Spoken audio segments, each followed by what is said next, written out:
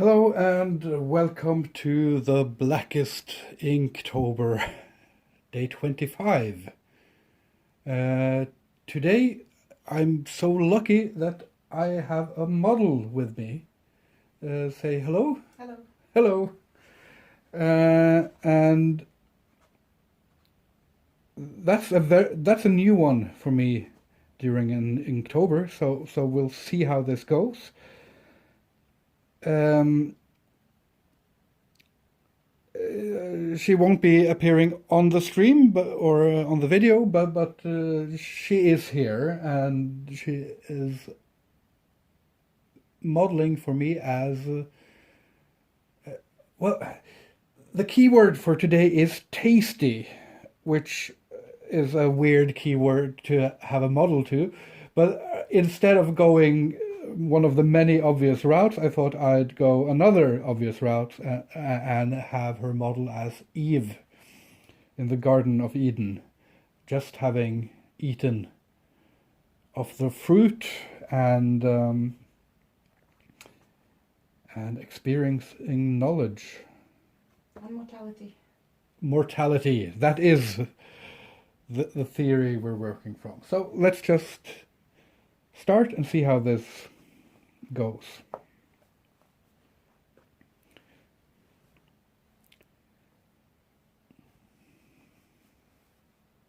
Now, the working with a model is something I've never haven't really done that for finished pictures. It's always been for sketching and going to live drawing classes and stuff like that. And having a live model for a finished picture is sort of a challenge that I've been wanting to do for a long while, and I'm inching towards it. So getting this offer to have a model on an Inktober stream it just pushed me directly into new waters. So this is scary for me, but in a good way. Definitely in a good way. And getting the theme of tasty was my first thought was that I would not follow the theme, and then I thought, wait, we have this classic story that's also relevant to what I'm talking about. To what I'm talking about on the Blackest Inktober, because I'm using this Inktober to talk about my problems with depression and bipolar disorder, and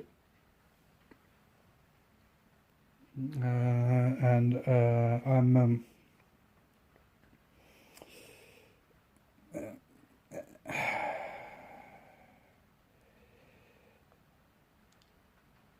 and I think you can view the story of the Garden of Eden sort of like a primal story of not necessarily depression, but of the start of the human disorder, the human condition. And that's, I think I've talked about the story of the Garden of Eden, The snake. of the snake on the streams before, and about how the snake represents mortality. Or not the snake, the fruit represents the knowledge of mortality, and that's a good enough theory, but no matter what the snake represents, or the fruit represents, or the story represents, you sort of can't escape that the story is equating knowledge with suffering. And to have those two things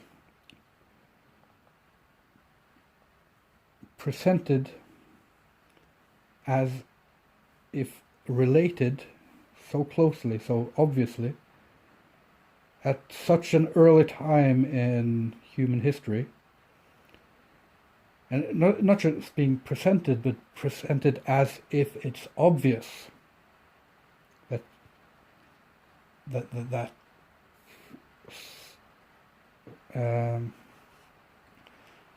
that knowledge is what brings suffering and what brings sin and what brings all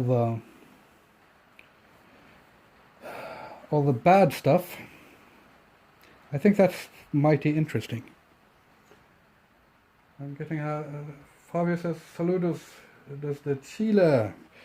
Saludos back to Chile. And stay strong, I guess. Stay strong. Stay strong.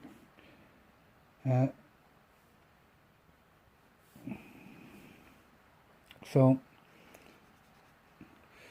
what I've decided to pose my model as today is sort of Eve,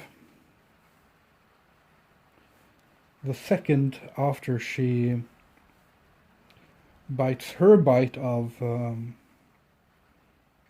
fruit. I think it's Adam that bites first. Oh no, Eve bites first, and but Eve she doesn't. gives the fruit to Adam, Oh yeah. Okay. I think, because then she can tell him it's okay, it's not dangerous. But in this case, if she understands when she has eaten it, she's very deceptive.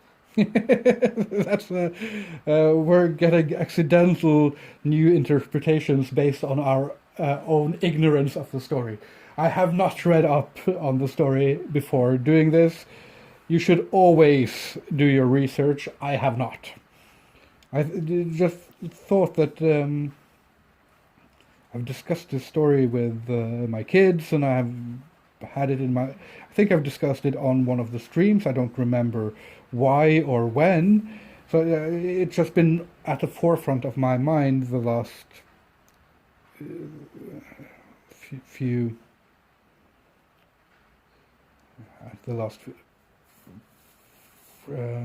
weeks or so.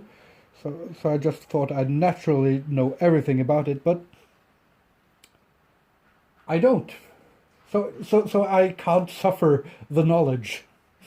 I have roots in lots of different Christian environments.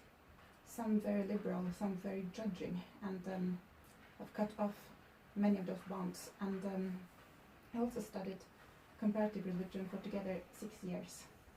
And I read a lot. And women have been blamed for the original sin of giving the man the apple. The fruit, sorry, the apple isn't really named as an apple. The fruit. Mm-hmm. For long, some even say it was the woman's punishment for deceiving the man, for tempting the man, for maybe thinking, if I shall be naked, you shall be naked too. If I shall know, you shall know too. If I shall die, you shall die too. Yeah. Maybe said that way, or she didn't know better. For long, some even said it was the punishment that she was supposed to be ruled over by the man, to have labor pain, menstrual pain too. Let's just say that, please. Yeah. Yeah, because she gave the man the apple, or the fruit. Sorry. Art has used the apple. So We're using the apple, so our model is actually holding an apple that she has tasted. it was good, Tasty, you would say. tasty. Yes. So yeah, I think that's sort of the core interpretation is, or one of the core interpretations is, that woman leads man into woman and snake leads man into sin. But the strange thing is that the sin is knowledge. The sin is truth. And it's interpreted as the truth of our mortality, and it's been interpreted as this knowledge of, our knowledge of our knowledge of. It's interpreted as rationality, as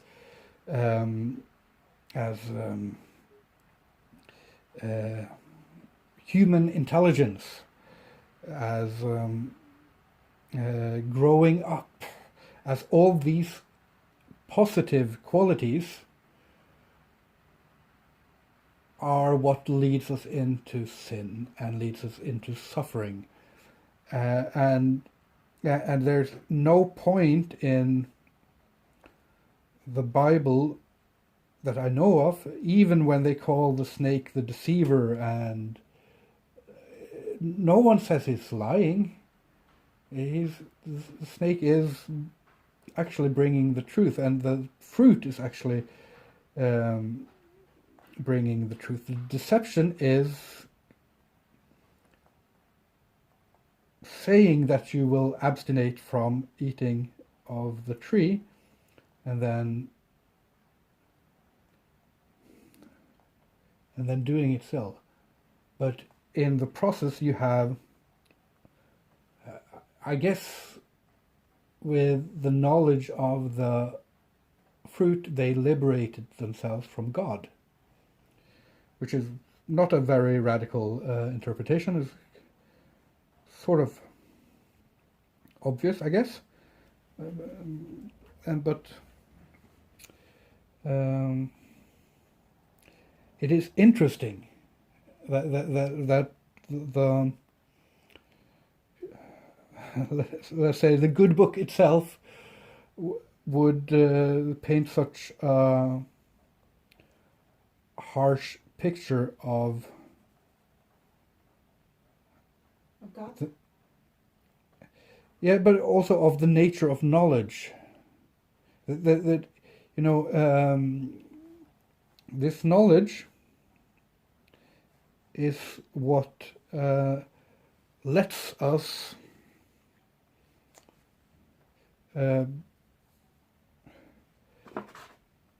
it's what lets us act on our free will, and it's our free will that according to the Bible means that for God, He appreciates our worship because we've chosen to do it willingly, while He doesn't give a fuck about the angels because they don't have free will, so fuck them. Their worship, not so much. So the act of being able to not worship is what makes worship, according to the Bible, valuable. And the thing that makes you able to not worship is truth. So I can, let's be inhospitable and say it's the very first biblical Freudian slip-up. I don't think that's a phrase. It is now. Yes, it is now. And there Indeed. was an article where a bipolar practicing Christian man, he said, "Thank you, God, for letting me hate you." Yes, that is fantastic. Thank you, God, But for letting me hate you. yes, the biblical God actually gets worse later in the Bible. Yeah. You shall die if you cut your hair on the sides, if you wear clothes of different fabric, if you have reduced eyesight, you may not enter the temple, and very, very misogynistic, very abusive. If your child is disobedient, you shall kill it, and so on. Yes. Yeah, but the will, or the heart, isn't mentioned in all of this. You don't have to love God, but you just have to obey. Yes. So knowledge is kind of, in large parts, presented as the prime evil. And I guess that sort of relates to, if we're cutting our biblical criticism here, Okay. or at least for a while, and going back to the theme of mental suffering. One of the interesting things is that, at least for me, I feel that no, I'm not going to brag about my intelligence, because I can be stupid as fuck. But I strongly feel that a lot of the suffering I have is directly linked to whatever I have of intelligence.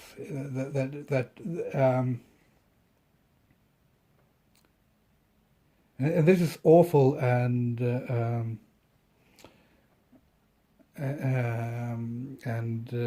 bigoted of me, but whenever I meet someone who is genuinely happy, I sort of think to myself, they can't be very smart, which is probably wrong.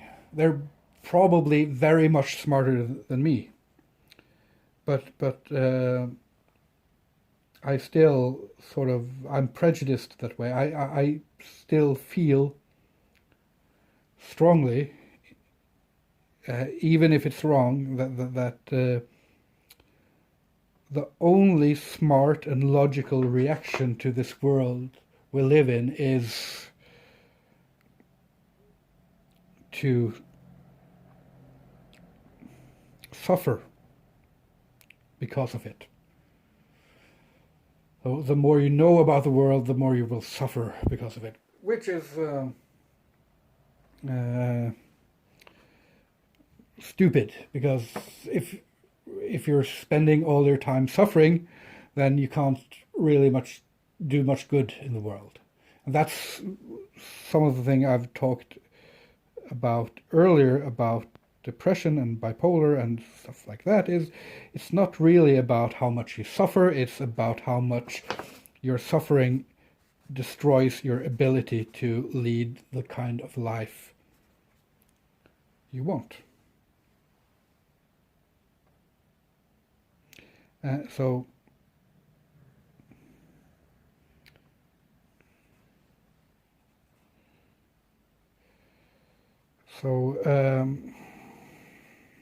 I don't know where I was going with this. Knowledge. So even in my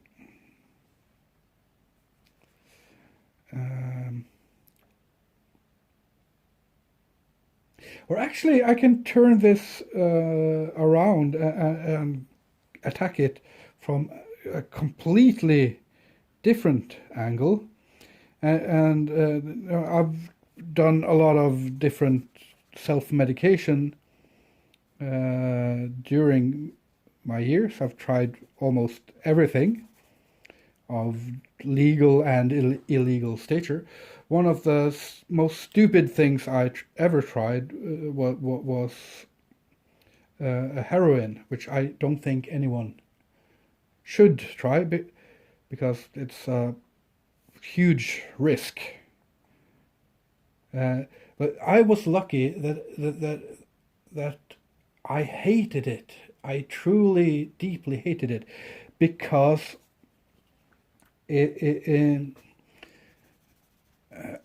because it stopped my thoughts. And while my thoughts were indeed repetitively negative and bringing me down all the while, they were also the only thing that could lift me up and make me feel better. And with my rationality, I could, or not only could, but I can attack my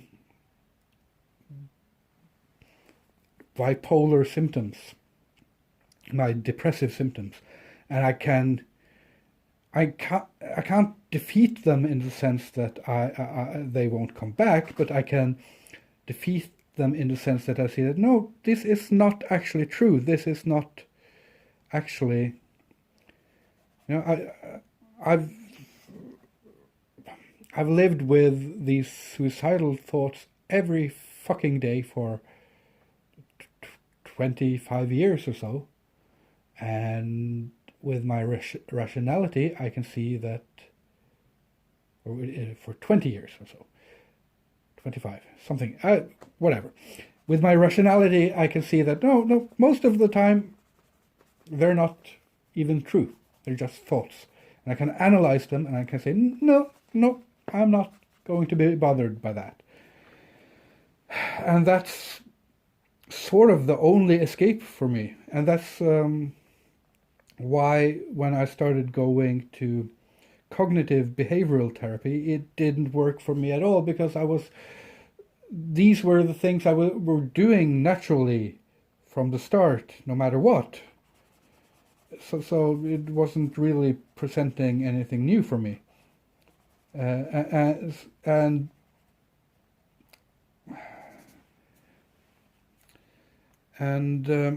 so I guess what we're left with then is turning the whole story of the Garden of Eden on its head and saying that no, truth isn't what brings suffering. Truth is actually the only thing that can lead us out of suffering. I think that's a pretty beautiful sentiment. I never heard it before, but I agree, it's beautiful. And when it comes to thoughts and mental health, many people who struggle with diagnosis of an extremely high brain activity. Yes. And struggle extremely with depressions and with anxiety, and some even find it more comfortable to have an attack, to shiver and hyperventilate, than to have intense anxiety fantasies. Yes. The fantasies, they're horrid. And with a head that you just can't calm down. Yeah. And of course, with lots of rationality, you don't get lost in your thoughts. You just say, okay, this is a condition I have right now. These are fantasies. They can't turn off, but it doesn't make them real. Yeah. And last time I had it, it helped to eat some chocolate or pet a cat. I'll do that now. Yeah. But without your thoughts, the thoughts that can turn it down, you're lost. And if it happens for the first time, it's definitely an uncomfortable experience. Yeah. And much nicer to be in a condition where you can't think, but your body is doing the thinking with shiverings and paralyzation and maybe even screams. But the thoughts are, they're creative, they are inventive, they don't have any limits, they're extreme, they can be your best friend and they can be your worst enemy. The thoughts are, in a cliche way, what makes us all into gods. So that's sort of explains why the Bible would kind of look down on knowledge in its way. So we're back to the biblical criticism, but we have finished today's Blackest Inktober. Thank you so much for modeling for me, and thank you all for watching. And I will just sign this quickly here. You can relax now. And You can eat the rest of the apple. you can eat the rest of the apple. You can get the rest of the knowledge. Tasty. Tasty. See you tomorrow. Bye-bye.